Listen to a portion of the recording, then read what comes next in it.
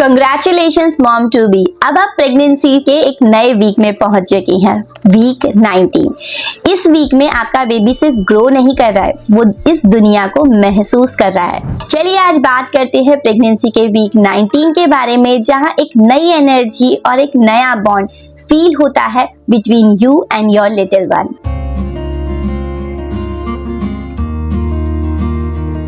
इस वीक अब आपका बेबी एक आम के साइज का हो चुका है, यानी कि अराउंड 15 सेंटीमीटर लंबा और 240 ग्राम्स उसका वेट हो सकता है। अब बेबी के हैंड्स और लेग्स प्रोपोर्शनेट हो रहे हैं, यानी बेबी का जो बॉडी शेप है वो प्रॉपर डेवलप हो रहा है। सबसे एक्साइटिंग बात कि बेबी के कान डेवलप हो रहे हैं। इस वीक से बेबी आपकी हार्ट बीट और आपकी आवाजें सुन सकता है, यानी अगर आप सॉफ्ट म्यूजिक सुनती हैं, बेबी से बातें करती हैं, तो बिलीव मी वो सुन रहा है और वो रिस्पॉन्ड भी करता है अपने मूवमेंट्स के जरिए। बेबी के स्किन के ऊपर सॉफ्ट क्रीमी लेयर बन रही है, जिसे हम प्रोटेक्टिव कोटिंग कहते हैं। ये बेबी को एमनियोटिक फ्लूइड से सेफ रखती है और उसकी स्किन को स्मूथ बनाए रखती है डिलीवरी तक। अब बेबी के नर्व्स और ब्रेन कनेक्शन फास्ट डेवलप हो रहे हैं और बेबी अब धीरे धीरे टच और साउंड फील करना शुरू कर सकता है। अब आपका बेबी ग्रो कर रहा है तो नेचुरली आपका पेट अब थोड़ा बाहर दिखने लगा है। आप नोटिस करेंगे कि आपकी बेली अब फर्म और राउंडेड होने लगी है। आपको कभी कभी लोअर एब्डोमेन में खिंचाव या फिर पेन महसूस हो सकता है। ये इसलिए होता है क्योंकि आपके मसल्स अब स्ट्रेच होने लगे हैं।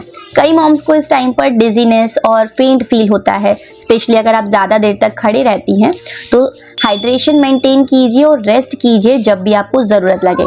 और हाँ, इस टाइम आपका एपेटाइट भी बढ़ जाता है क्योंकि बेबी को न्यूट्रिशन चाहिए। तो ध्यान रखिए, जंक फूड अवॉइड कीजिए और घर का फ्रेश हेल्दी खाना ही चूज कीजिए। इस वीक आपको आयरन और कैल्शियम दोनों पर ज़्यादा फोकस देने की ज़रूरत है, क्योंकि आयरन आपके बेबी के ब्लड सेल्स को हेल्दी बनाता है और कैल्शियम उसके बोन्स और टीथ को स्ट्रॉन्ग करता है। इसीलिए अपनी डाइट में ऐड कीजिए green leafy vegetables, dry fruits like बादाम, dates, dairy products like milk, paneer, curd और सेसेमी सीड्स भी जरूर ऐड कीजिए। साथ ही साथ vitamin C rich foods like orange, आंवला, गुआवा भी जरूर लीजिए।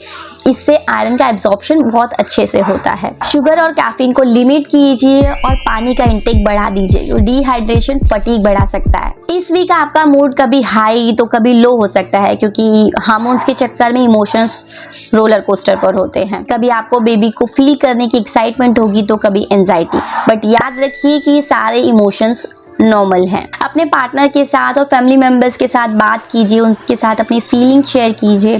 थोड़ा वॉक पे जाइए, पॉजिटिव एफर्मेशन सुनिए, लाइट म्यूजिक सुनिए, इससे आपका मूड काम रहेगा। और अगर आप अपने बेबी के साथ बात करेंगी तो ये कनेक्शन और भी ज़्यादा स्ट्रांग हो जाएगा।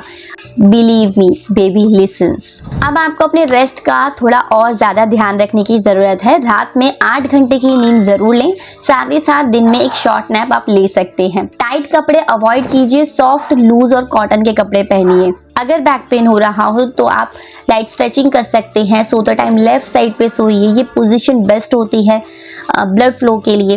और आप सोते टाइम पैरों के बीच में तकिए का भी इस्तेमाल कर सकते हैं ताकि आपको कंफर्ट फील हो। तो मॉम्स टू बी, ये था वीक 19 का डिटेल्ड अपडेट। वीडियो हेल्पफुल लगा हो तो लाइक और शेयर जरूर कीजिएगा, जिसको भी इसकी ज़रूरत है।